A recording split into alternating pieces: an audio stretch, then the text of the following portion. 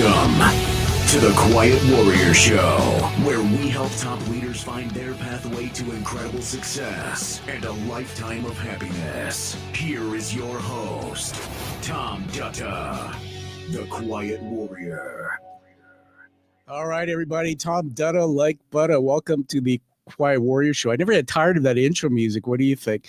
You know, there's 7 layers of music on there. Somebody asked me once, what is that? I had a DJ actually create that. It's pretty funky. When I was a kid growing up, I liked heavy metal. I liked different genres, and I just threw that up, and that's what you get. Great to have you all here. We are live streaming.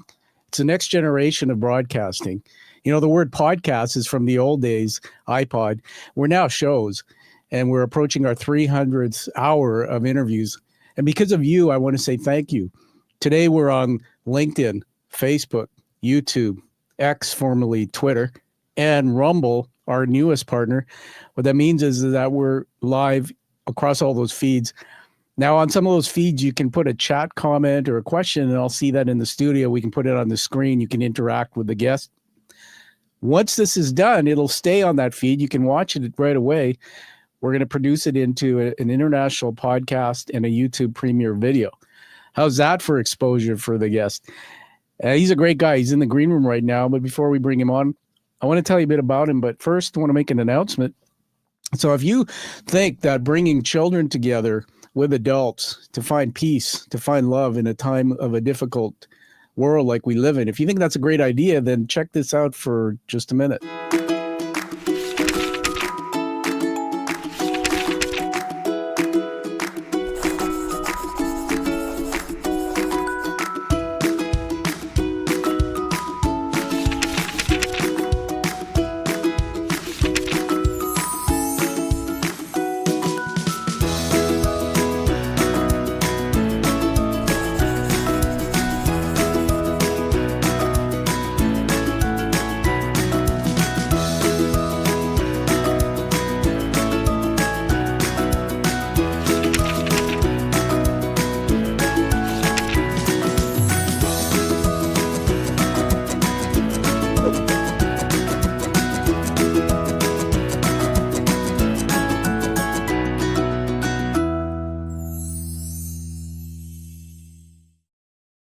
All right. Hopefully that got you buzzing a little bit. My third book, everyone, that's what you just saw there. It dropped in May this year. Shameless plug here, but we're getting the word out about it. I have it here in the studio. I'm just holding it up.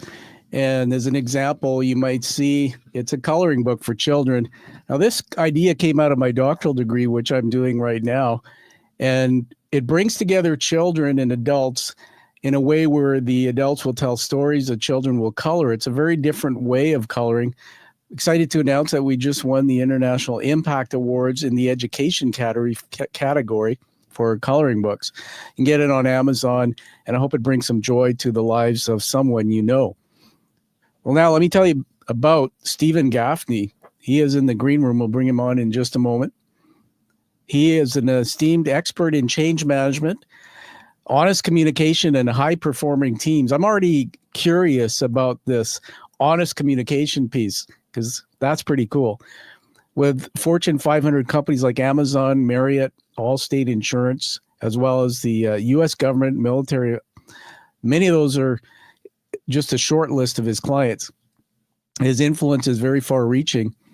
Now, he's authored more than 4 books, and I believe he's working on a couple others. The new ones might be called Reboot, How to Create and Sustain High-Performing Teams, and the 9 Pillars of Sustainable, Profitable Business Growth. Today, we're going to talk about Unconditional Power, which was published in June 2023. He has garnered recognition from many of his clients, and today he's going to captivate the audience. No pressure there, Steven, and get us into sort of how he created all that and why and what and the what and the goods and the greats. So here he is. Steven, welcome to the show, my friend. Thanks for having me on, Tom. You're welcome. We were just chatting offline before you came on. You're somewhere in the universe. Tell everybody where you're at. I'm in Washington, D.C., right outside Georgetown. Right outside Georgetown. And I'm in the West Coast, Vancouver, British Columbia. So we truly have an international show here. And it's coming up to the holiday season. I don't know what that means in your life, Stephen, but just tell us as you're heading to the end of the year, what do you think about this time of the year? I think it's a great time to reflect on and just appreciate wherever we're at. I think always we're focused on problems and challenges, but we just have to appreciate where we're at. Just a friend of mine, a really great friend of mine, is battling cancer, and I'm a cancer survivor, but he's battling cancer right now. And it's just, and many people have loved ones and friends and family who have had great challenges. And the thing is, we just got to appreciate every single moment because we don't know how long we have. And I don't mean that in a pessimistic way. I mean that in an optimistic way. Enjoy the moment. So here's specifically what I just want to throw out right now.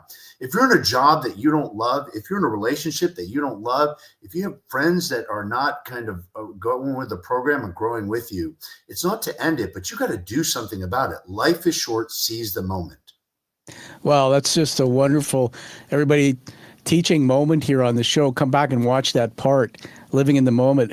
It's very interesting because last night my wife Anna and I have been married to coming up 29 years there, Stephen. And she was born and raised just outside of Rome in Italy. I'm a Canadian, but I was born in the UK and immigrated here as a kid with Indo-Fijian roots. We were watching the movie last night about the famous Christmas Chronicle, with the ghosts of Christmas present, past, and future. And you just took me in my brain, man, right to that moment about living in the moment, living every moment as if it is your last one in a very positive way. I love that. In mental health, they say the same thing, right? That focusing on the present. And it's even when we're looking at employees and working with people, right? I have a company and work with many of the top leaders and even admirals, generals, all kinds of leaders. And if you've got somebody in a job which they hate, they're not going to perform well either.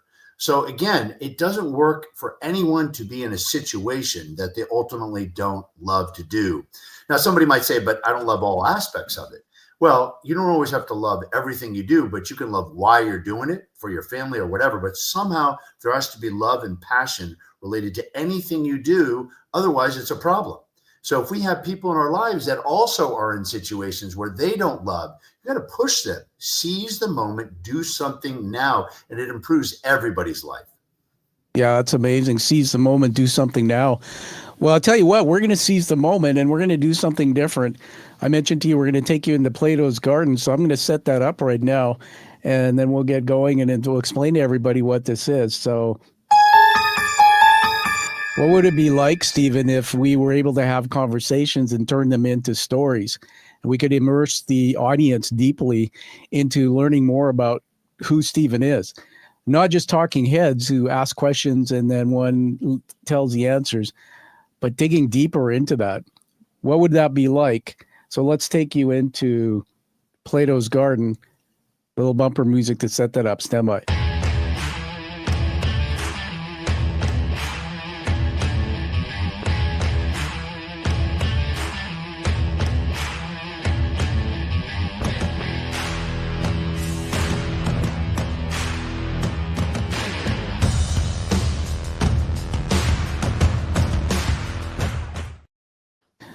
All right, we have it on the screen here.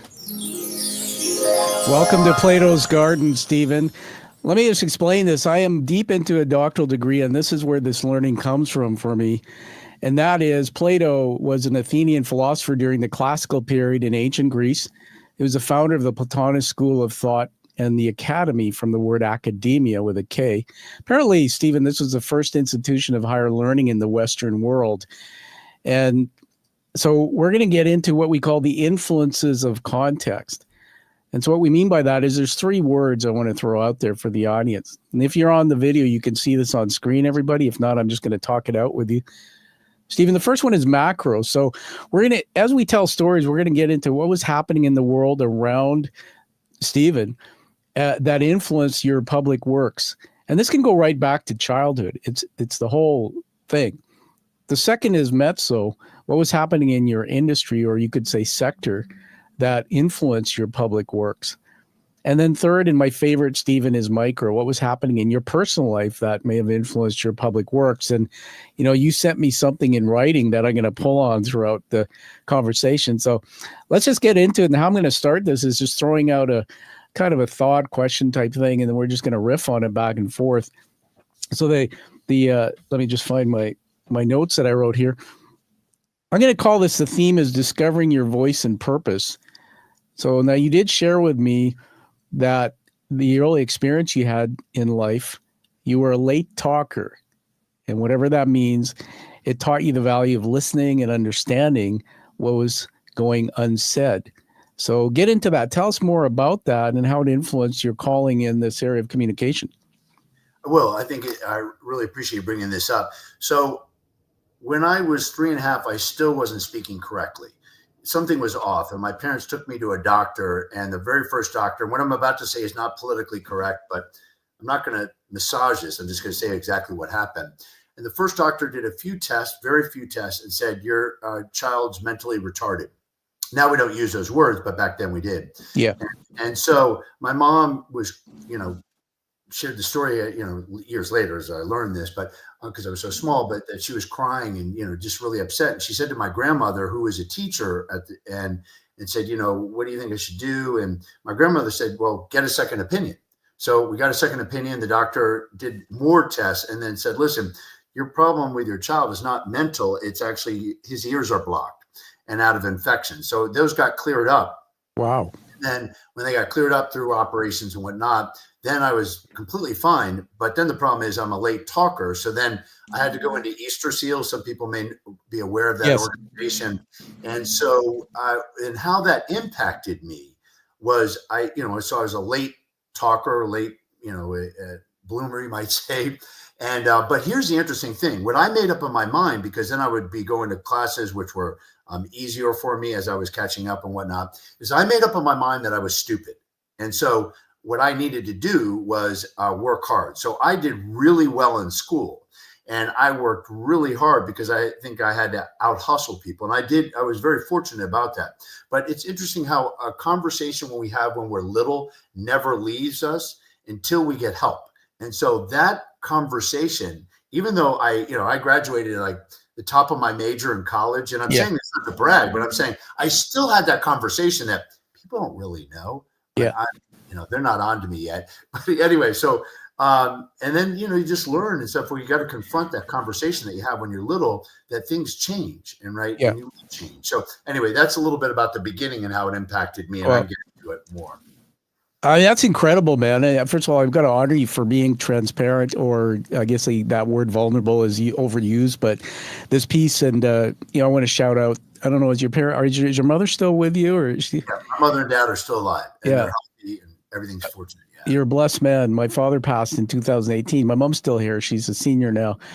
But yeah, you having a great nucleus and nurturing parents. As many children, you can find the research on that grew up without parents. So having that was a blessing. I'm just going to refer to something you wrote to me here. Everybody, just going deeper into this, you wrote that not having the words right away taught me something valuable. I learned to really listen, to pay attention to the things people don't say, the stuff that usually gets missed. And back to what you just said, and it gave me a thought, like you were saying about this conversation or that happens, stays with you.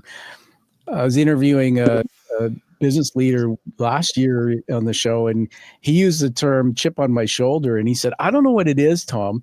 And this guy became a CEO of a major bank, by the way. Wow. I don't know what it is, but there's this little chip on my shoulder that drives me. And then he said something like, I stand on the shoulders of greater people. So thank you for sharing that. I just want to pull out another piece here about what you wrote. Here we are defining you, who you are. You said, growing up, I also faced bullying. Kids can be rough, especially when you're different. But instead of letting it wear me down, it actually fired me up. Tell us about that. Well, it's interesting because how that impacted me is being real compassionate towards other people. And it's what's so interesting about this. And only years later, kind of do you dissect your life, right? It just kind of moves forward. Yeah. But my biggest audiences I address are scientists, engineers, and technical folks who don't have a predisposition or desire always. I don't want to be a broad generalization, but but often they are challenged and they don't want that touchy-feely stuff. They want to be able to communicate and straightforward. And so, but they're also sometimes awkward, And so I can identify with that because I know what it's like to grow up in a very awkward way. And so, I was bullied. And I don't say that as always me and people feel sorry, but it does impact how you are shaped and how you look forward. So still to this day, it's interesting how things affect me. I do not do well when somebody disrespects or are mean to others. I mean, I really get upset. Now, there are not a lot of things that get me upset, but those things are still to this day triggers in my mind. But I use them as useful triggers to develop content around helping people get along, no matter what their personality is and what they're doing. Yeah, it's amazing. I love that. I love that part about standing up. I was asked a while back to do a quote for a friend of mine who's writing a book on bullying. And I remember the quote that I wrote, it was something like this, that standing up, learning to stand up for somebody else basically is learning to deal with this, learning to be stronger. And, so many people don't. So again, I'd say that's cool that, you pick that up and you're one of those leaders in the world that stands for others as well. You mentioned earlier, just as we got going in the show about having gone through cancer. Let me just read this other thing you wrote to me.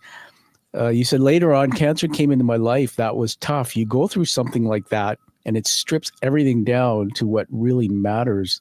What really matters? And tell us a bit about that chapter. How old were you? When I got cancer, I was 48. Yeah. Wow. And so here's the thing that's interesting about cancer, and it shapes people differently, right? But how it shaped me was that it was a big wake-up call. And people say, well, often, big health problems are a wake-up call. But it actually had me hit reboot on my life. So there were things I were doing at the time that it really changed me as I got cancer. Yeah. So just say this before going through this. Here's a great takeaway point that I learned, the big aha. Every problem creates an opportunity. Are we focused on the problem or the opportunity? I don't believe that every, life happens for a reason and, and all this other, to me, jargony stuff, because the reality is some things are really, really bad. Now, my cancer was a type of cancer that was easily taken care of. I had to go through chemo and operation, but there's some people that really battle it for a long time. But here's what I'm saying. So it was a big wake-up call. And what I realized was I kept putting off things. And now I really don't live much in the future. I live like we got to, we began the show, seize the moment. Exactly. So, why don't we plan for something, how do you want your business to be 5 years from today? I could say that, but I don't really live that way. I'm like, what can we do now? What can we do in the next 6 months? What we can do in the next year? It's really much more in the present. The other thing is I have and this is embarrassing to admit, before cancer, I did not have much of an appreciation for people going through health problems. Now, obviously, major health problems, yes. But if I had an employee who was like, sick or whatever, it's not good. I'm not saying this is a good thing, but I would say kind of like, come on, suck it up and, just do what you got to do. And so what I realized is by going through this health problem, it was a huge wake-up call. So now when somebody goes through any kind of health issue, it makes me literally stop in my tracks and go, oh my gosh, is there anything I can do and anything I can be helpful with? So it gave me a great appreciation and compassion for other people's health challenges and also other people's challenges. So I go back to my original point. Yeah. Every problem creates an opportunity. Are we focused on the problem? Are we looking for the opportunity it presents? That's amazing. Everybody, we're here with Steven Gaffney. We're in Plato's Garden storytelling. It's interesting because storytelling is about you evoke something in me and then I bring something out. So I'm just going to say this, that thing about cancer and what you said about, maybe it's learning empathy, right? This empathic response now, you really care more, but your childhood experiences shaped you in a way that brought you to that point, which I think is very interesting for me because as you said, woe is me, that's a key point. Some people go through life, Steven, woe is me, right? They tell their story of the past, I'm broken, I'm this. But when you can shift it like you did into a positive opportunity and then use that for hope, and it's what I learned reading one of the books we're going to talk about that you did, that, the world needs more of that. I want to share this with you because now that you said you care about other people's challenges with health, you may not know this, but as I said here, so basically I had a brain injury in 2018. And that occurred doing something called the Ride to Conquer Cancer. This is so crazy how we're all connected by threads in our stories. So you brought it out of me. I'm just going to share this story for the sake of this, that my father had just died a few months before, and a buddy of mine who's an engineer, one of the people you might have actually trained, big engineering firm, he sat down over a beer with me after a session we were doing on business, and he goes, "You want to ride to conquer cancer?" So it's 225 kilometers, which is about 150 miles in your part, on your bicycle. And I said, "Why do you do this?" He said, "Well, we're at the 10th year and we're about to cross the $1 million fundraising mark." And I went, whoa. His daughter passed from leukemia when she was 10. She had it and then it came back again. So he and his wife started this thing. So I trained like crazy. Man, it was hot. There were fires burning here that part of the summer. I didn't have a bike, Steven, so I just went and grabbed a friend of mine's bike. And I trained for 3 months and I got in really good shape, had put my dad to rest kind of thing. And we first day of the ride was great. And then there was a team dinner that night. So I went to shower, and in a motel, my wife was with me. I got in the bathtub. My feet went this way.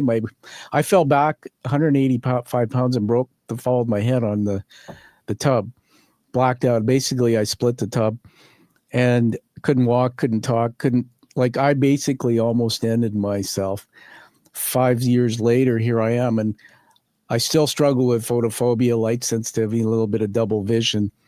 But man, the part about cancer, that this is a nugget in the story, and thanks for letting me share it, that as we're getting ready to kick off the ride, there's 1,600 bicycles. So if I go left or right, and this was a fairgrounds we started in called Cloverdale Fairgrounds, the announcer on stage had all the media there, said, "Now take a look to your left, right," and the bicycles with yellow flags on them, which was about half the bicycles have either they're battling cancer or they beat cancer.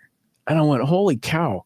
So we're riding, Steven, and people were passing me with yellow flags, and I got to know them at the rest areas.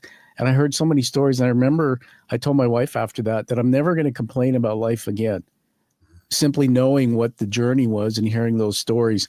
So it's powerful hearing you tell your story. Let's shift now. When I give it back to you, you can say anything you want about what I said if you like. But I want to shift now and get into, in the garden here, this thing called macro, which is, I'm going to call it transforming organizations through honest communication. So what we've just done is you've helped us learn about you, what shaped you. So you work with some of these large organizations I mentioned, Fortune 500s, et cetera. I find it interesting that you said engineers, scientists, et cetera. So maybe you'll talk about why. So why do you believe that this thing you call getting unsaid is vital in today's high stakes environment? Just take us there. Sure. So what I learned early on, well, let me actually go back to even childhood. I was always an honest kid, and people might say, "Oh, that's so nice." No, I was weirdly honest. What is weirdly honest, by the way? So I was the kind of kid that if I did something like dented the table or something, or coffee table, I would tell on myself. I would voluntarily tell. Now, my brother, my sister. Yeah, that's weird. I've never even seen the table. That's how they were. They were like normal. I was abnormally, like obsessively honest. So it's kind of weird. So then as I was growing up, and again, being nerdy and whatnot, and, get bullied and whatnot. So I would be all up front, but I really didn't understand the difference between honesty and brutality. And then I started to learn it's not just about being honest about yourself. That's good. But also I would just share my opinions all the time, and, in a brutal way, and also in a self-righteous way. So again, not really a great thing. And then I learned that, wait a minute, that doesn't really work. And so I've always had this honest element. So I learned how to be more honest and actually be effectively honest. And then when I got into this industry, the breakthrough was I developed a formula. And what I found out was this: the biggest problem in everybody's life is not what people say, it's actually what they don't say. So when I say lack of honesty, I'm not really talking about truth or lies. There's all this stuff in the news about that, but that's not really the biggest problem. The problem is not what people say, it's what they don't say. Just think about this. How often have you thought, if they just told me, I could have done a lot better job? Or somebody is upset with you, but they don't tell you, yes, they tell somebody else. And then you're like, well, wait a minute, why didn't you just say this? Or somebody who's really worried about something. Or how about a friend who's really suffering? You're like, I had no idea they were suffering. If I had known that, I would have helped them out. The biggest problem is not what people say, it's what they don't say. So the number one objective, I'm very passionate about this, as you probably can tell, is to get this unsaid said.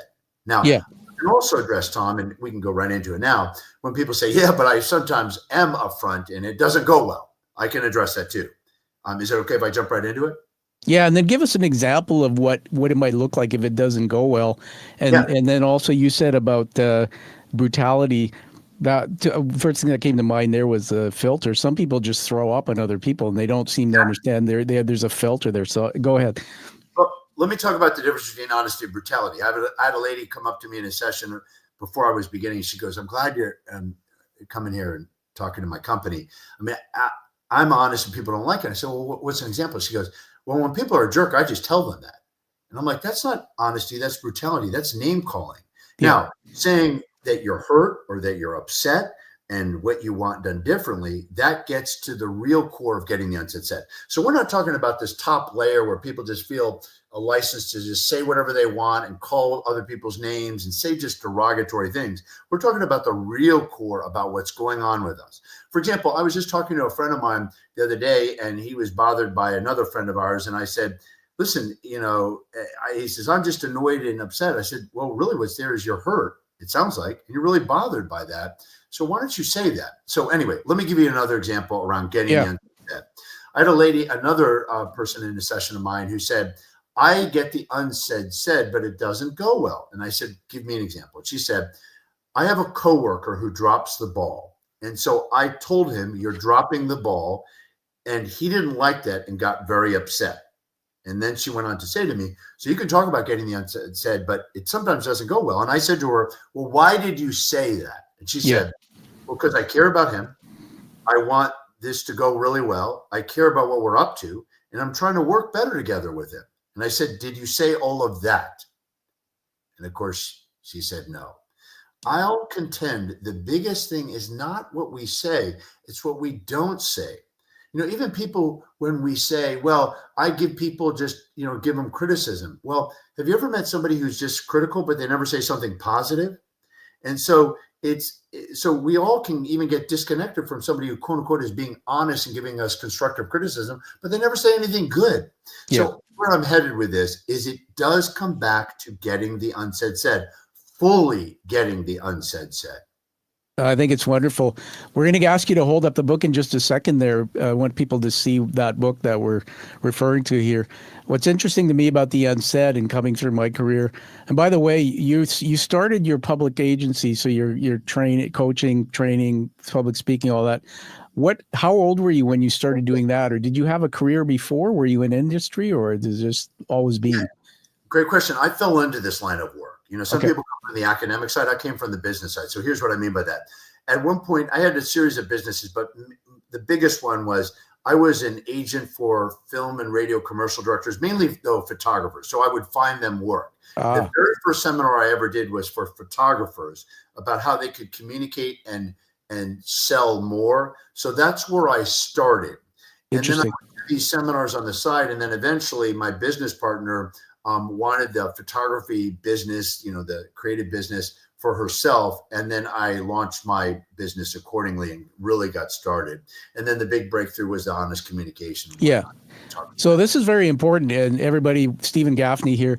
Steven, when we say we look at the influences of the context of your work, I believe that if you didn't tell us about the early part of your story, because the thing is that I'm just going to be bold here, that part of what you just said about what you used to do, the agent, that work, I can't say it as well as you did. Part of me says you weren't where you were supposed to belong, man. And part of me also feels, knowing from my own career, because I was an industry executive, a C-level, for a long time, I wasn't where I was supposed to be. And it was only when I started digging into that stuff, I'll call it the unsaid part of my experiences, that I discovered truly there's something else I have. There's a gift here. And so that's pretty cool, because you shifted into this platform you have. But I think you discovered it by digging deeper into your past. So I'm going to just Yeah. I know I'm interrupting you, Tom, but I do want to say something so people don't think, oh, so it was that easy as a transition. So then when I started doing that, I actually didn't know how to run that part of the business and didn't Really? know a lot about it. I came from the business side, so I was real practical, but I didn't know much about the consulting and speaking business. So for the first 3 years, I tunneled into debt. In fact, I was an expert at going into debt. But then I eventually found myself figured out things, because when you don't love when you love what you do and you're struggling, that passion ultimately will help empower us to get and figure out what to do. So then I turn things around. Well, here's the thing about brutally honest, man. That was like brutally honest. And I want to say thank you, because not too many people would say that. Having started my own platform in 2016, I went into debt. And in fact, my wife and I used to come between us a bit, because it wasn't a straight line up. And when I was a paid CEO, I got paid good money. And yet, dude, you just put this back in my head. Thank you so much. Now I'm remembering, why did I stay so long through that tough period? It's that passion you said. I loved what I was doing. And there was something in it that was a burning desire, I guess, inside my soul. I had to do this, and it kept me going. Let's get you to hold up the book there and tell us the title. Just read it out loud. This book is more on the mindset. There is some honesty stuff in getting the unsaid said that we talked about. But so here, so read it out loud, the title, so people in the podcast can. Sure. It's called Unconditional Power, a system for thriving in any situation, no matter how complicated, frustrating, complex, or unpredictable. Very cool. So here's a thought to throw out around that, and then we'll get into we'll take the story that way. I'll call it Shaping High Achieving Teams and Culture. And man, I read the whole book cover to cover. I got pages of notes here, dude. I could spend hours with you, but so you develop unique approaches, and a couple that stood out were the power switch concept. Yes. And your powerful culture framework. And I wrote that you help teams achieve consistent excellence. So just get into that as much as you want. Explain what that means. So first of all, the genesis of this book is that I suffered from moods. It's not that I would be clinically depressed, but I was the kind of person that if somebody sent me an email that bothered me, it would bother me for a while. And, that kind of thing. So I was I've always been or developed myself into an optimistic person, but what email bothered you? Give an example. You don't have to, you can make it general. Gave me some constructive criticism. I took it to heart. I take everything to heart.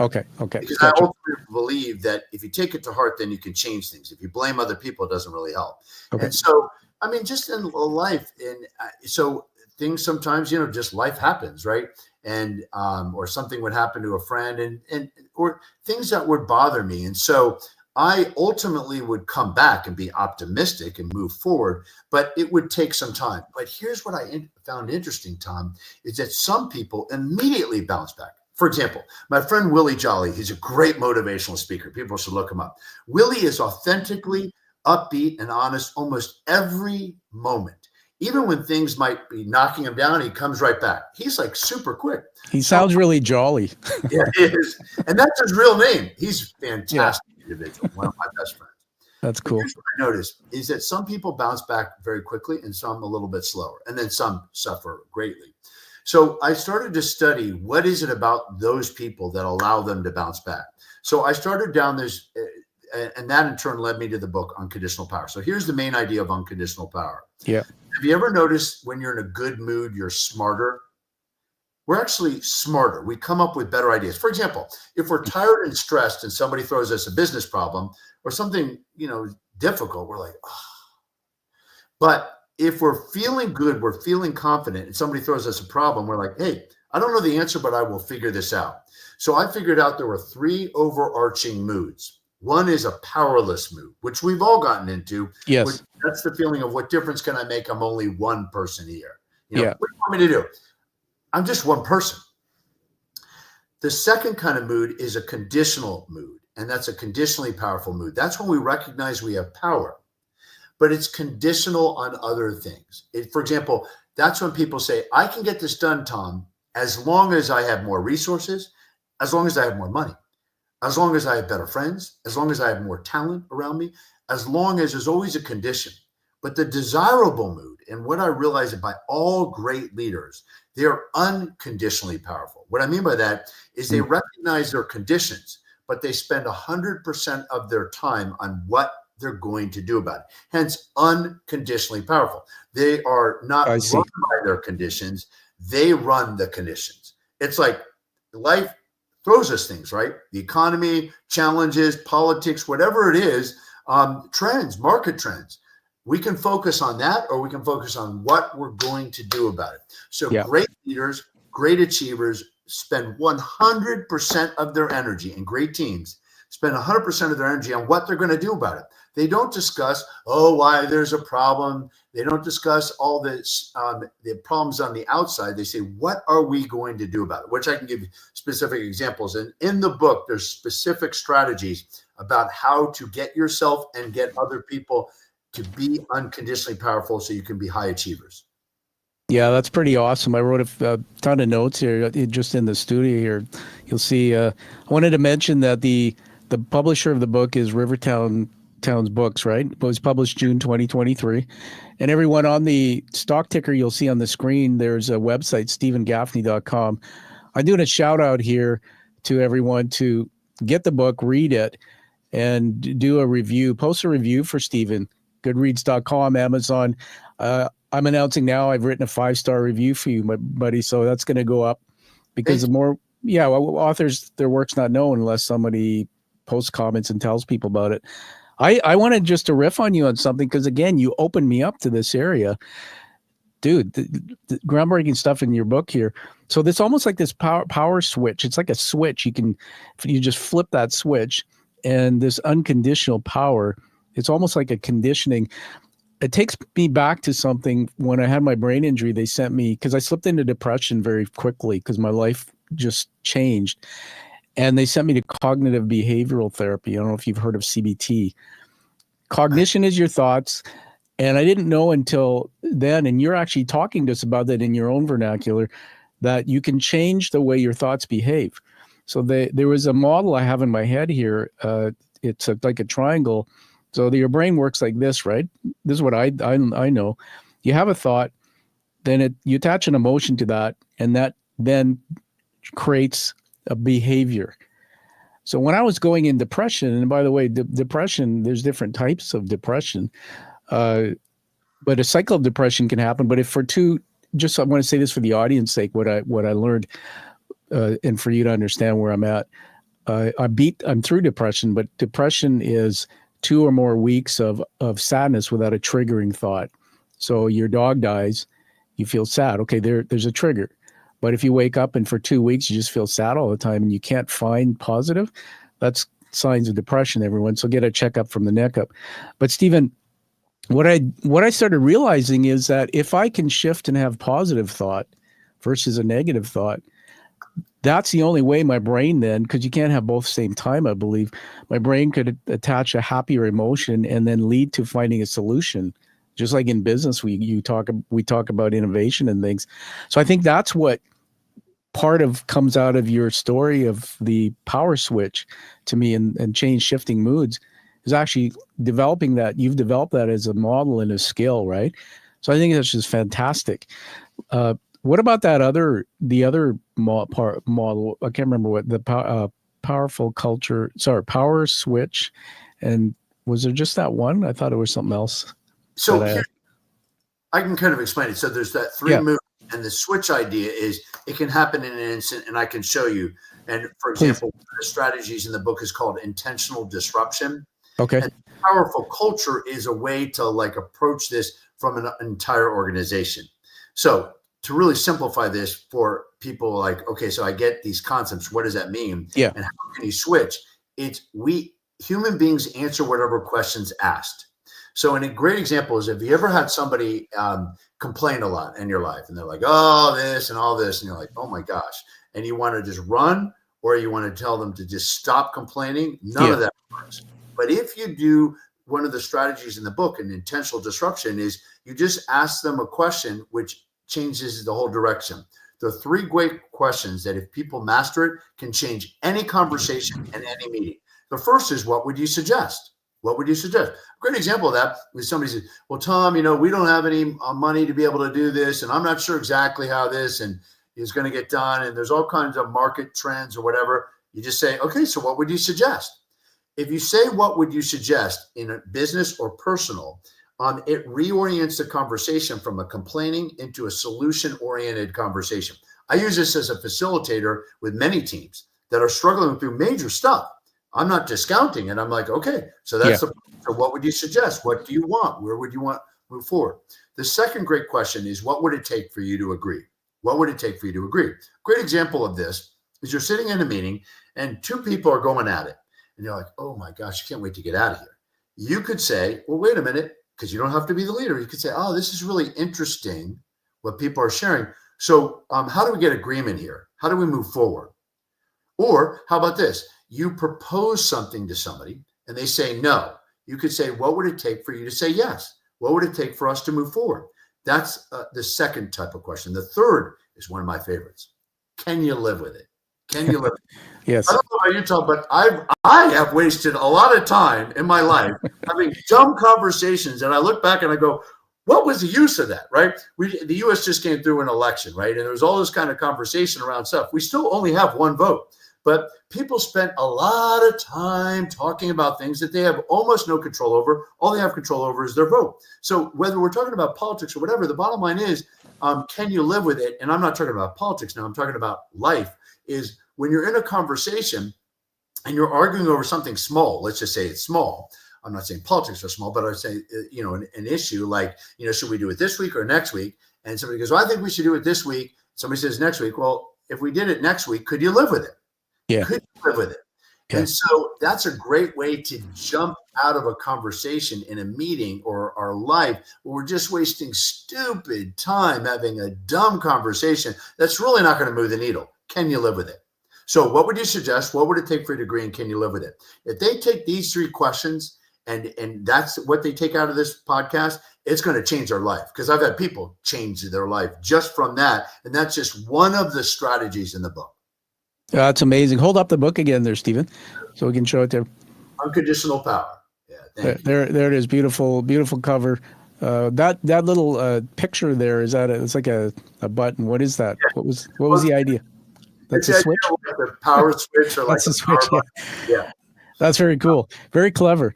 So I'm just going to riff on you. A lot of things you're saying are bringing some things out of me here. So I had noted the 9 strategies to flip the switch out of your book. One was believe in your power. So I'm going to take you down a bit of a tangent here from me.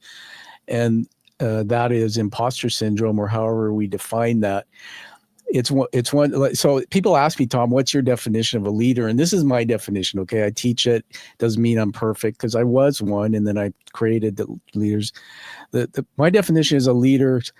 The number one role of a leader is to create other leaders, to building trust and respect, so that you'll stay a while, listen to me enough to be able to get me to lead you to learn and do some different things. It's I think I sometimes will call it transformational leadership. So not, hey, Steven, do this task and you get your paycheck, versus get into your emotions and your heart. If you do this, you get your paycheck. And by the way, that might actually pay for that home rental that you're trying to do.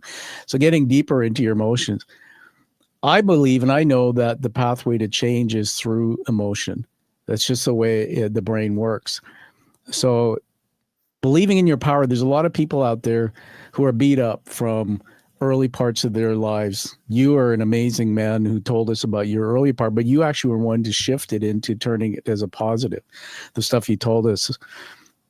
In neuroscience, where I spent a lot of time through my brain recovery, there's parts of the brain, the system, the sympathetic nervous system. I don't want to get too technical, but when you grow up as a child in a youth like I did, I come from a disruptive home. My dad was alcoholic, and it was very violent in my childhood. So I have my own story. However, what I learned later is that the sympathetic nervous system turns on in the brain basically to put the entire body in a high state of alert. Okay, you with me? So in other words, if somebody walks up behind you, Steven, and taps you on the shoulder, you're going to go do this. Hi, Tom. Or you're going to jump out of your seat. And if you jump out of your seat, that means your sympathetic nervous system is highly elevated. Yeah. The reason for it being that way is because the brain is to sense danger. Is everything okay around you? Is that car that's coming really fast going to hit you, or are you going to be safe? So it happens in a millisecond. But what I've learned is that that sympathetic nervous system should turn off. It shouldn't stay on consistently. And if it stays on consistently, and this happens for children generally who are going through maltreatment when they're growing up, being bullied, being picked on, being whatever it was, that the brain then underdevelops.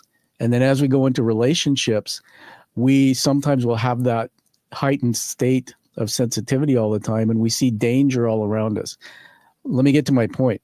So in my experience being a leader and being with leaders, there are some people sitting in the room that you're going to teach or lead that just may be in that state where they can't believe in their own greatness. There's just too much going on mentally. And so therefore, no matter what, they struggle with it. So I'm not asking you to be a psychiatrist or psychologist here, but when you're teaching your classes with what you've got here, how do you teach leaders to be empathetic and be aware that maybe not everybody in the room can automatically flip the switch? And how do you break through that with some of those people in the room who maybe struggle that way? I know I threw up on you, but go for it. See what you think.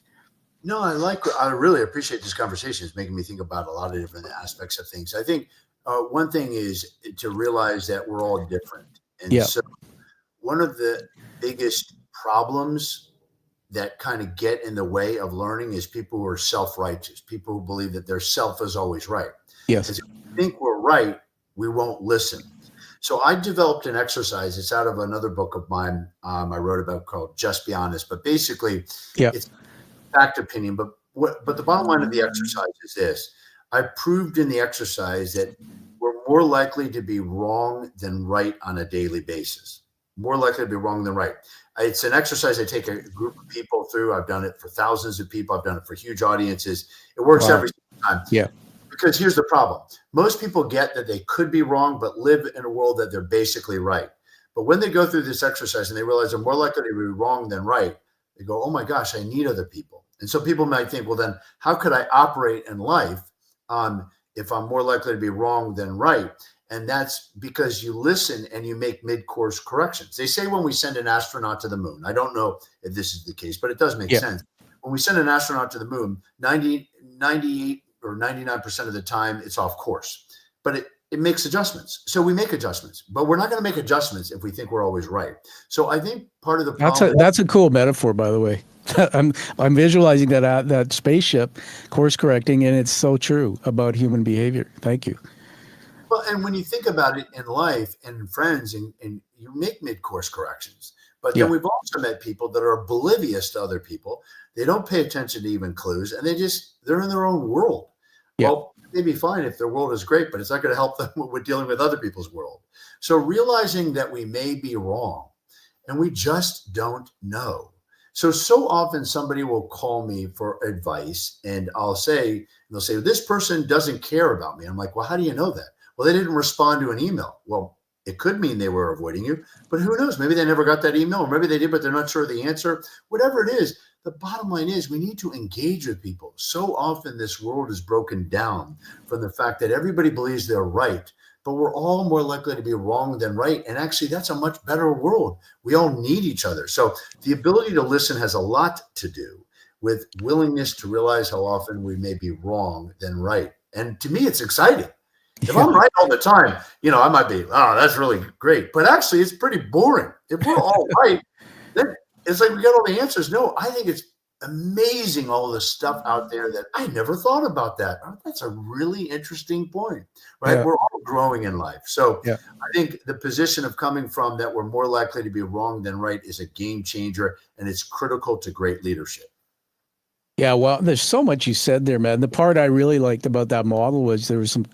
You threw it out to us. We can go back and listen to it or get the book you just mentioned. What was the name of that book, this little piece? It's called Just Be Honest. I thought I might have it right in front of me, but it's called Just Be Honest. It's the very first book I ever wrote.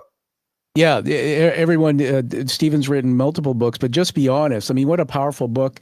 And I'm thinking out loud now. My daughter just turned 27 years old. She graduated from university in environmental engineering. I'm so proud of her. So I got to brag, man. While she was in university, she was volunteering and working at this environmental company. And she sends us a text message just recently, a few months or two ago, and she says, guess what? They just offered me the interim executive director role. I think like, oh my goodness. So the lady running the society is going on maternity leave, and they chose my daughter. And so why I'm telling you that is because how my brain works. It opens up these pathways when you say things. I was worried about her, right? Because you and I both know what high leadership is, and how if you're at 27, I was thinking, man, she's going to go into this high stress role, running an organization. She's never had that experience. So I went on Amazon and I bought a box of all these 1-minute meals you can put in the microwave. So I bought about 30 or 40 of these packets, and she's engaged to be married. So her fiance lives with her. And then I was looking for a book. And I was thinking out loud that, hey, what book should I send her? And I sent her the 1-Minute Manager, the next edition. And that's what I used to do, is I used to drip on people with books. When I was a leader, I would influence them by saying, here's a book I'm reading, and they'd read it. So I think this one you just mentioned to you is worth everybody getting. And I guess what came out of that for me is it's powerful, but you're a great listener. So here we are having conversation, Steven, and I'm able to talk to you, and I feel like I'm being heard. And so thank you for that. But this is what it looks like, I think, right? What you're teaching us, ask questions, getting people to open up and talk to you, which I don't know what you think, but I don't think leaders traditionally do that very well. They're tellers, right? Well, the best leaders are great listeners. And it's really important Love that. This conversation, because so often I think when we read leadership books, or people think from the outside, they see leaders as great transmitters, motivational, whatever. But the best leaders, and I've worked with some of the best CEOs, the best admirals and generals, even the military, right? And so the best people, and even on an international level, the best leaders are great listeners.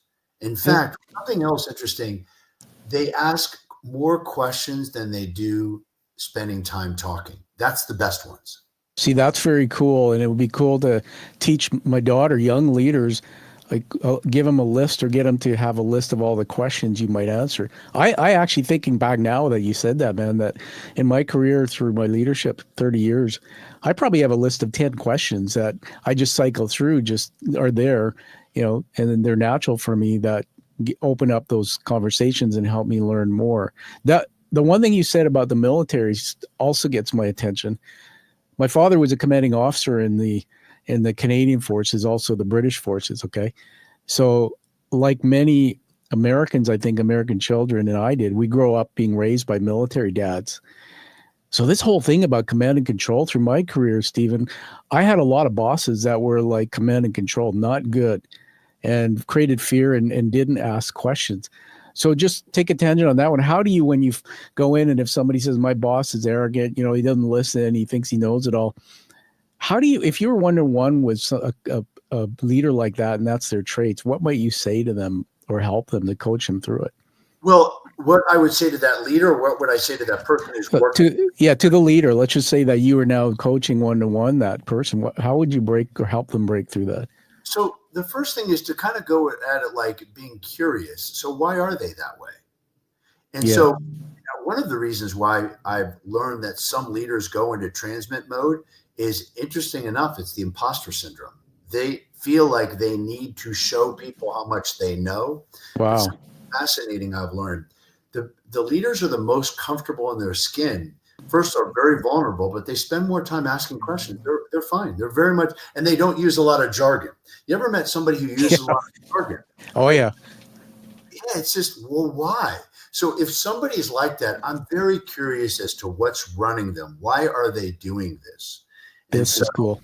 This is very interesting because, you finished, but I want to just throw something out there. All I was going to say is, once we know why, then we can help people. So often somebody will bring up a problem and they'll go, oh, they're just the way they are. They're egotistical. I'm like, well, why? What's running them? Yeah. You can't help somebody if you don't understand what's going on with them. So one of the 12 essential elements I developed around creating consistently high achieving teams is be them. The ability to get out from our world into their world. So really understanding another person's perspective. Be them doesn't mean agree with them, but means get them. So then if you understand, then you can help them. That's pretty cool. Wow, man. You're writing, I know you're working on other books, but just curious as a fellow author and those who haven't written, how do you write a book? Do you take time just to sit and journal, or do you, like, how are you writing your books and coming up with this stuff? Do you have a process, a creative process?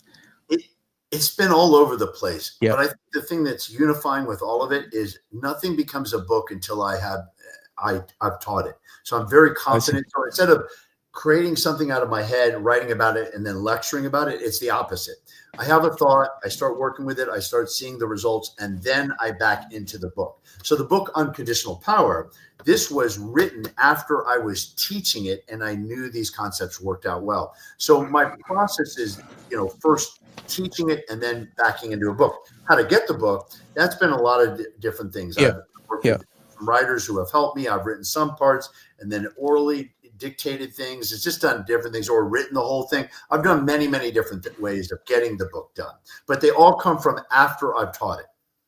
Yeah, and I'm assuming when you do a public talk to a company that people will get the book either before or after, and it's almost like a textbook, or it's something that can be a referral tool, right? It is. And, I think another thing, maybe a shortfall of mine, I'm not very good at promoting the book. I'm very passionate and I want people to buy it. And I think it's a great purchase, all that stuff.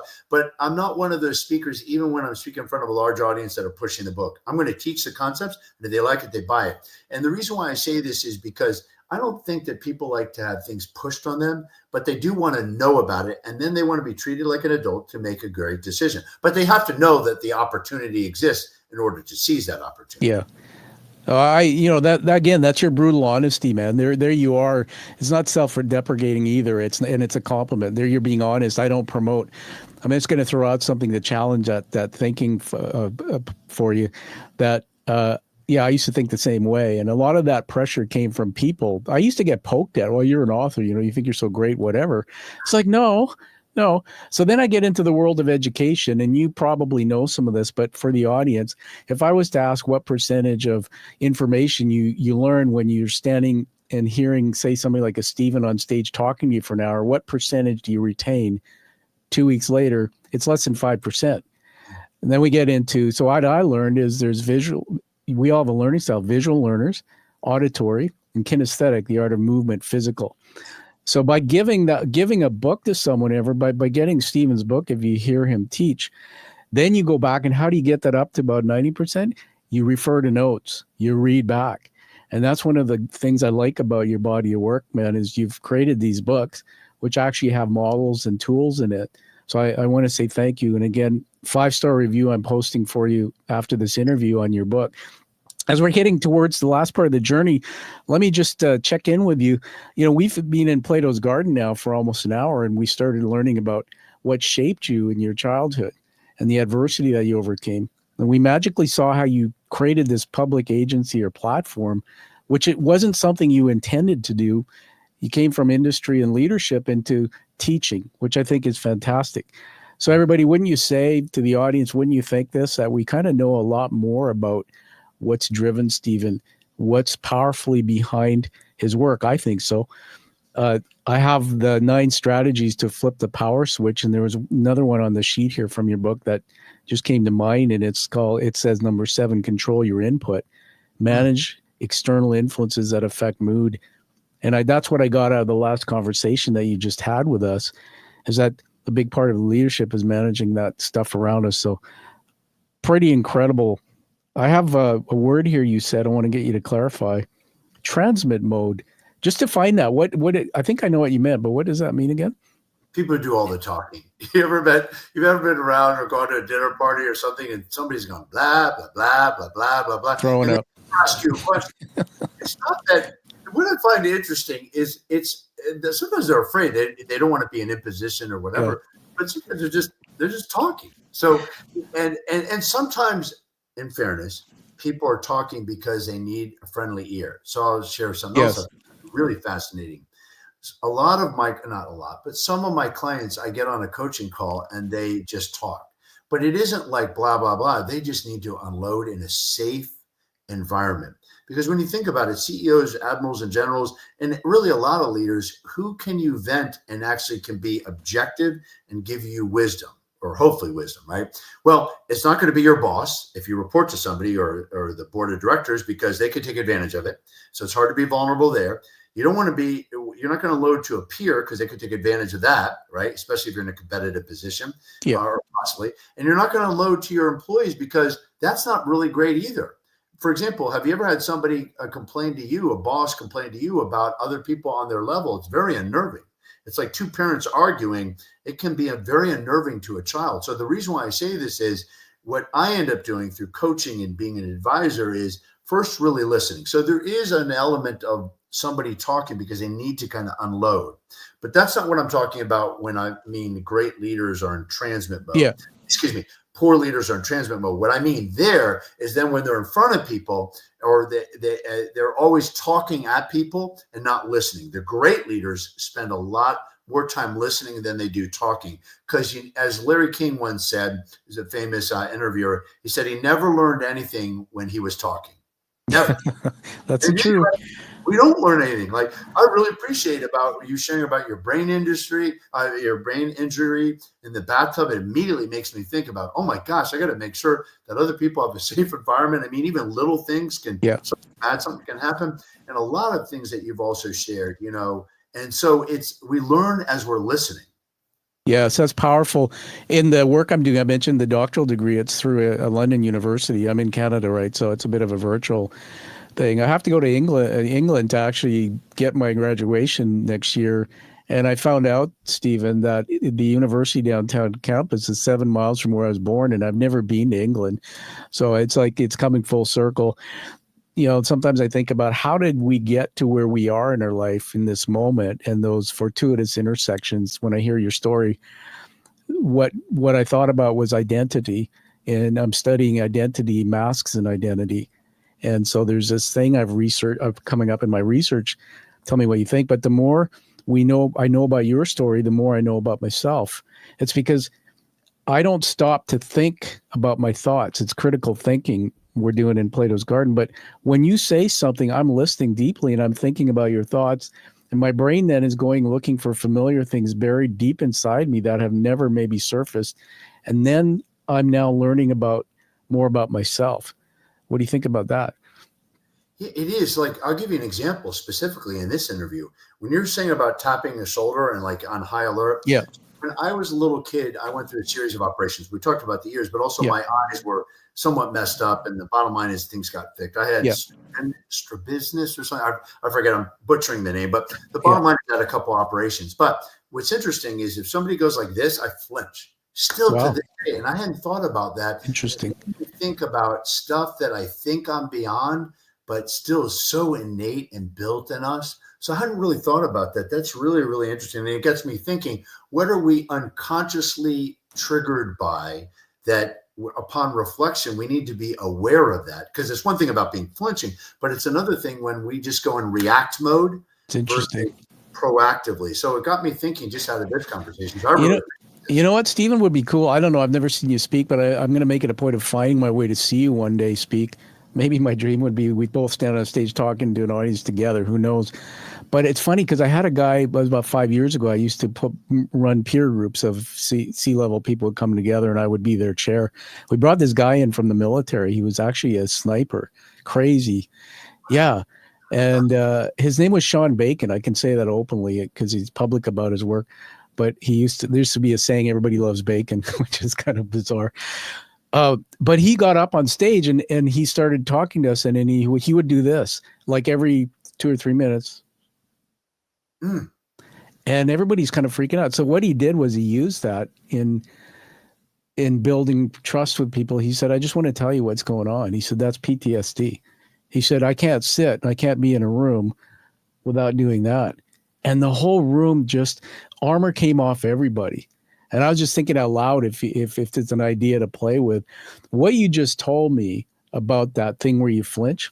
Yeah. You've said so many great things, but I'm going to be really open with you that touched me so deeply. You became more real in that moment. Not that you're not real, but that is like, well, now I like you so much because you shared that, because actually part of me, I have something. So there's gold standards for PTSD therapy they have where they can actually help you dig deep and uncover why that thing happens. But thank you for sharing that, because it's so awesome. The storytelling going on here is incredible. Let's get into the last thing I wanted to ask you. If you're just an incredible teacher today, and this would be I call it a vision for lasting impact and legacy. Okay, so here we go. This one is, if you look back on your life and everything we've talked about, and then all the impact of the work that you're doing, your approach to honest communication, this high-performing teams methods, how do you envision that shaping the future of leadership and team success? When you're done with the world, what do you think it'll look like? Go. It's a great question, because just right now what I'm thinking is the next chapter of our business. Yeah. So I'll give you a data point and then I'll share with you ultimately where we're headed at least at this moment. But let me give you kind of the end game. The end game is to try to expand this content to as many people as we can in the world, because I believe the biggest problem is not what people say, it's what they don't say. How do you have these difficult conversations? And nothing gets accomplished alone. We all need teamwork. So what's happened is we have now videos. We've taken all the content and it's now on a video-based online learning. So Wow. Anyone can watch it and do it with their team. And we spent a lot of time getting this done. But what this affords is now anybody in the world can actually take their team through these concepts. And there's even a module on getting the unsaid said. There's a module on this whole unconditional power and intentional disruption. There's all this great content. And then we have an AI overlap to make it real easy. But the bottom line is, what's driving me is I want to make sure everybody has access to this, because I really think, whether they use my work or other people's work, that all problems can be resolved, all of them. Let me give you an example. So often people say personality conflicts, right? We're all in this personality and stuff. But you know what? Have you ever met somebody who has or have a friend that has a completely different personality than you? Yes. I'm married. I think I'm married to one. And you have a great marriage, right? 29 years. That's fabulous. Yeah. You're probably going to do a show on how to have a great marriage, right? Because a lot of people have not had a great marriage, right? It's work. Yeah, and it's right. So and that's true about any relationship. It takes work, right? That's right. All right. Okay. So there's all kinds of ways about this, but when you really think about it, is I believe all problems can be resolved. So back to the personality conflict. So it can't be personality conflicts, because if that was, we would never be married or have friends to somebody who's a vastly different personality. And then have you ever noticed that sometimes people have the exact same personality as us, or some annoying people, right? And sometimes we're drawn to them, but after a while, it's like, I don't think I can handle this anymore. So it's my proof positive that it can't be personality conflicts that's the major source of problem. I believe it's an expectation conflict, an expectation. So how we behave and what we do. So the latest book I'm working on, and the draft of it, is about how to scale culture. Taking culture as an organization or a team and how to scale it. But one of the points I've made in there is, and we're working on, been teaching, is around expectations and creating core non-negotiables about how we behave. So I say this because I really believe anybody can work with anyone as long as they're aware of these strategies and to quit blaming stuff that is not really the case. Yeah. One of them is that. Here's another one. And I love to debunk this. And this is the following book. So not the culture book, but the next book after this is going to be around trust and playing with trust. People say, I can't work with somebody who I don't trust. Well, really? Because the world is filled with many examples, many companies, or countries who have worked with, and leaders and people who have worked with somebody who they don't fully trust. Now, granted, trust is really helpful, but it's not a non-negotiable. It makes it a lot better, but we can work with someone who we don't trust. It would be better if we could trust them, but that's conditional mindset. Back to what I was saying about with unconditional power. I can only work with somebody if I trust them. Well, here's where I love to poke at this. How many people do you fully trust in your life? Do you know that if you said something to somebody, this person, they wouldn't tell anyone? If you really think about how many people you fully trust, like trust with your life, they're going to be very few and far between, man. So therefore, it can't be a non-negotiable. I have to trust somebody. We create these arbitrary barriers that allow us to be off the hook from dealing with people. So it can't be trust, although trust is desirable. What I've come to believe is it's our expectations we have with each other, and even that can be resolved. So I really believe anybody can work with anyone as long as they're willing to work through it and get the unsaid said and come up with a way to work together. So anybody can, and we've consistently proven that. I've worked with teams and I don't care about their personalities. What I do care is setting the ground rules and working with these 12, these 12 essential elements of a consistently high achieving team, which is, we can talk more about that. But the bottom line is anybody can work with anyone as long as they're armed with some tools. If they don't like my tools, they can use somebody else's tools, but not to use it as an excuse. I can't work with that other person. Really? Yeah. Why not? Yeah. Why not? Yeah, don't put it on me. That's I can't change. I can't change you. I want to play this one last thing to really play at people's things that they've developed over time that are just not true. I love to see, one of the things I've learned as I've gotten older, how life is not black and white. There are always examples of contrary. I'll give you an example. A friend of mine found out his wife cheated on him for 5 years with the same man. Oh, boy. And he asked me for what I should do. And I said, divorce her. Fortunately, he did not listen to me. That was bad advice, because what he chose to do was to look at himself, what he did to contribute to the mess. And his wife wanted to really work things out. And they went to therapy, and now they have one of the best marriages I've ever seen. Oh, that's amazing. So thank you for that story.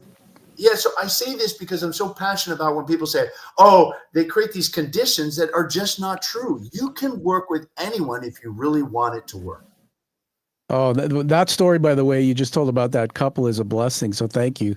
Because I think the world is full of relationships that are struggling. Man, there's so much you said. I want to say some things to you. One of them is about trust. Wouldn't you agree that, like in this conversation here, I've just met you. We've never met before. And that's, by the way, everybody, my shows, it gets awarded with recognition because I do it that way. So it's like we're having coffee, right? I've never met you, but we're having coffee. And you've earned trust. You've built trust and earned it. And yeah, basically, sorry, I just got distracted here, but what is building that trust or that likability between you and I is exactly the thing you were talking about you're asking me about me, you're asking questions, you're listening. And I found something in the dialogue that makes me feel more comfortable with you. So I want to say that trust it. You can work with anybody, even if you feel you don't trust them. But on the other side of it, I think trust grows in relationships because of this concept of listening and asking questions, right? Yeah, and I want to say something else about trust, because we could talk a lot about trust. But here's another thing. All trust can be repaired if you really want to. Here's an example. If you have somebody in your life who's holding on to something and blaming you because you broke their trust, let's say we messed up. Yeah. Here's a great question to ask them. What would it take so we can move forward? Because people who live in the past will keep bringing up the past. And you could say, get over it. We need to move forward. I apologize. But that usually doesn't work. What you can say is, look, I'm sorry this happened and I'm sorry I messed up or whatever. What would it take so we could move forward? And my experience is when you ask some form of that question, very often people are holding on to the past, can't answer that question because they're so stuck in the past. Interesting. But if you back to the intentional disruption, if you disrupt that pattern and say, what would it take for us to move forward? What could I do to show you on how to rebuild trust? The person may not be able to answer it initially, but it gets them thinking. And that's the question we need to work on and figure out. What do we need to do to show it, to move forward? So I believe that there's even ways and formulas and stuff like that to repair broken trust. So again, I'm not saying trust is not an issue. It is an issue, but we can work beyond it and also work through it and get it resolved. Yeah, I agree. Questions and the right strategies. Yeah, that's why that story about the couple and the relationship you told is so important, because the foundation of marriage is partly based on especially if you have a 5-year affair with a guy and now she has to forgive and trust that it's not going to happen again. It's like, holy cow. Just to be more geeky about neuroscience, I want to throw this out in the conversation.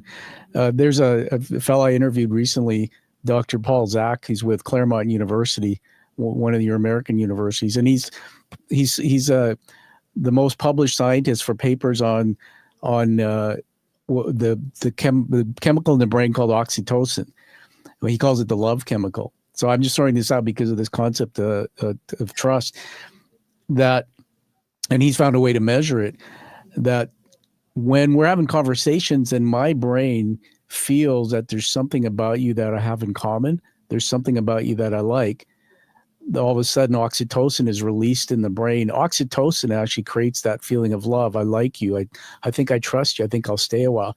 And what's really interesting is you're teaching us in a different way too, the same thing, that just using listening techniques and questions and learning to lean in and listen to what Tom's saying. And then you take it back. And I've heard you say things that actually make me feel, wow, he and I have something in common.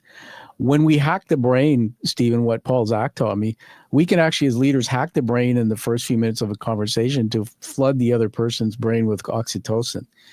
And you can only do it if you're having a conversation back and forth and listening. So it totally supports what you're saying through the brain science side, what you've taught us in your work and your book. So I just want to honor you, man. You've got such breakthrough work. I love the video stuff. I mean, we got to find a way to get access to all that too. And we'll tell everybody about that as we wrap up. So as we go to the last bit of the show, I want to something about what you just said. Yeah. Because it deals with, okay, so when we like each other, it's also another way to think about how do we generate this? And so there's a lot I've done in formula around how to have a difficult conversation and whatnot. And incidentally, let me just offer this to any of the viewers. There's a 9-step formula I wrote about how to have an honest conversation with anyone. They're welcome to get this for free. All they have to do is I want them to cite your show and just email us. They can go to the website and say, I listened to the show, and we'll send them this 9-step formula on how to have an honest conversation. That's what cool. I'm thinking about this, though, is I work with a lot of folks that are sometimes in conflict, where they have to work with other teams where there's some challenges. And what I say to them is, why don't you begin by hitting reboot and share all the things that we share in common to start off with? When you think about it, when two people are having problems, they focus on the problems and the differences. Yeah. And so have you ever noticed that whatever we focus on grows? So if I start off with the differences, I'm going to see more differences. But if I were to say, listen, we obviously have had some challenges, but I want to hit reboot here. And I want to remind, I was thinking about this. We share a lot in common. We both care about the mission. We both can be a little bit stubborn. We both care about our folks. We both want the best, or whatever it is. And I just begin in that way. I'm not being, I'm not manipulating, because I am saying, look, there's some challenges we've got to work through, but I want to begin by all the things that we share in common. And then when we get to the differences, it seems much more manageable. Yeah. And what I learned is this: we share more in common with other human beings than we do differences. More in common than we do differences. If we focus on what we share in common, we're going to see more things in common and be able to work out through any differences. I totally agree with that, man. Such teaching moments here, everybody. Come back, listen to this segment just for this piece. It takes me back again on a journey in my head to children, and I found a model, the circle of safety, or something like that it's called. And it was done by some researchers in an American university, but it's about nurturing what children need when they're growing up, is nurturing, love, safety. It's a really cool model. And what's interesting is what you just said applies to raising children. That if you're with a child, and try this out, I think everybody, if you find the child that you meet through somebody as soon as they feel that you have something in common with them, you've got them. They're just like, here's what we have in common. And they're with you, and they never, that's really cool. So thank you for sharing that. We're going to put it in the show notes, everybody, the 9-step formula to have an honest conversation, a free tool that Steven's going to get to you if you connect to find me through my website, or you can get directly to Steven, StevenGaffney.com. Hold up your book one more time here before we move to the last segment. Sure. Oops. Just look at Unconditional Power. So, yeah. Awesome. So, Unconditional Power. All right. Well, I'm putting it out there. It should be on every shelf everywhere. So again, congratulations on that and the other books you're working on. So now we're going to go to the fun part where I get to honor you with some stuff. So just hold on. I'm going to put something on the screen here. And then when we finish this, I'll let you have the last word for sure. All right. So you can see an action cam in the studio here. I'm just going to hold this up. This is called the challenge coin. Have you ever heard of them? I've heard of them. Yeah. So it's going to come with a little sleeve, and basically there's a description. But these were started in World War I, Stephen, where if you and I were in the military together, whatever, we would carry them. And if we met and you didn't have yours, then maybe you might buy drinks at the officers' mess. In fact, that's still something that they have fun with today. Challenge coins were started at that era, but they're around the world in almost every industry. First responders have them. My dad was an AA, Alcoholics Anonymous, for 22 years. They have a version of a coin.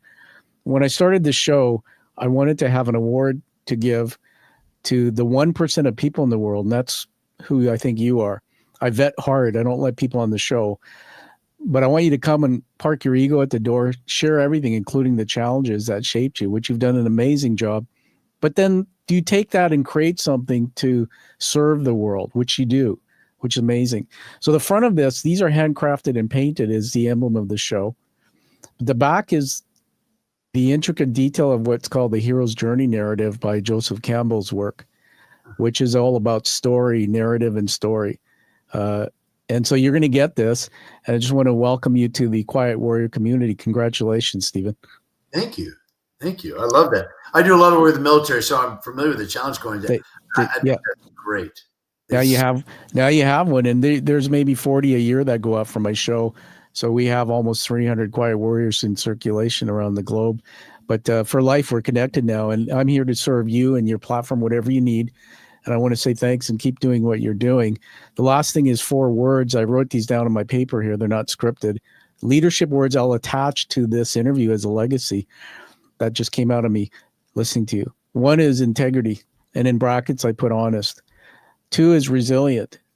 3 is communicator. And 4, this came out of your last answer to the question I asked about legacy, is visionary.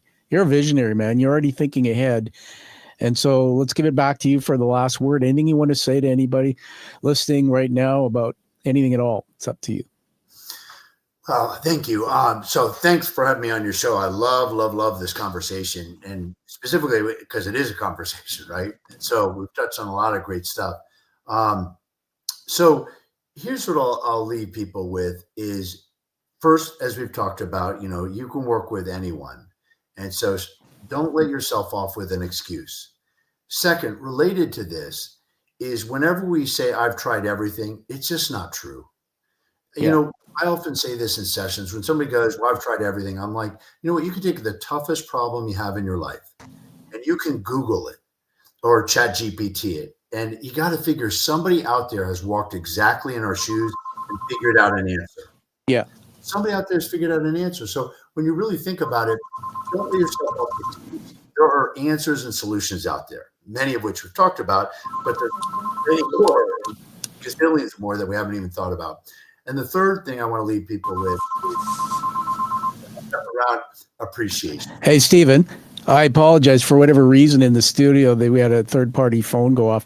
Let's just back that up again and have you. I'm going to edit that out, but have you speak that again. Okay, 3, 2, 1, go. Yeah. So I want to. There's many things I like to leave people with, but first, that we can work with anyone, and second, related to this is there are solutions out there, and you have to figure logic dictates that whatever challenge we've gone through, somebody out there has walked in our shoes and already figured out the answer. And the proof positive is take your toughest problem, Google it, chat GPT it, and you're going to find solutions out there that you haven't even thought of. So never let yourself off an excuse and say, I've tried everything. All we can ever honestly say is, I've tried everything. I'm willing to try. Yeah. And that's your call. But again, never say ever, I've tried everything, because there are always solutions out there. And the third thing I want to leave people with is when it comes to getting the unsaid said, we talked about some difficult messages, but let's remember about appreciation. Nobody's ever left a company because they were appreciated too much. Can't stand it. Got to get out of here. It's a great saying. It's a great saying. Yeah, you really love me, so I'm going away now. Nobody's ever left a marriage because there were too much love and appreciation. I mean, can you imagine like divorce court? I want a divorce because too much love and appreciation. It just doesn't happen. Yeah, Steven stayed 90 minutes on an interview with me because he doesn't like me. I don't appreciate him. Well, And so I say this because people are stingy with their appreciations. And, Oh yeah. let's give an example. Somebody will often say to me, well, my boss doesn't appreciate me. And I'll say, well, how often do you appreciate your boss? And they was like, not really. And I'm like, well, why don't you do that? Look, you can say it authentically, right? Because people say, well, I don't want my boss to have a big head or whatever. But the bottom line is, it's like in life, we need to appreciate people more because it goes back to something else. Whatever we focus on grows. So I'm not trying to be touchy-feely here and not deal with the issues or whatever. There's clearly all the things we talked about, getting the UNSAID said, from trust to working through things and all kinds of stuff. But there's also another category around appreciation, and that is really saying things. So I want to leave people with a challenge right now. Talk about challenge coin. Think of somebody in your life who you haven't said thank you or appreciate for, and or that you've appreciated them. And after listening to this, pick up the phone, email them, and just say something nice and say, hey, listen, I haven't talked to you for a while, or I know I haven't written to you for a while, but I was thinking of you and I really appreciate this about you. And I just want you to know that. There you go, everybody. The call to action. Here he is, Steven Gaffney at his best. The call to action. Take that action. Let's flood the internet waves, however you do it, appreciating others. Hey, Steven, thanks for being here. It's been an incredible learning experience. You're a fantastic communicator, and welcome again to the Quiet Warrior community. Thank you. Thank you so much for having me on, Tom. Not a problem, man. We'll have you back again. So everybody, find that true purpose like you hear from Steven, bury that passion behind it, and live the life that you deserve and desire. And we'll see you all again on the Quiet Warrior Show. Bye for now. Thank you for listening to The Quiet Warrior Show. Create is a motive-based leadership development firm. www.kreat.ca.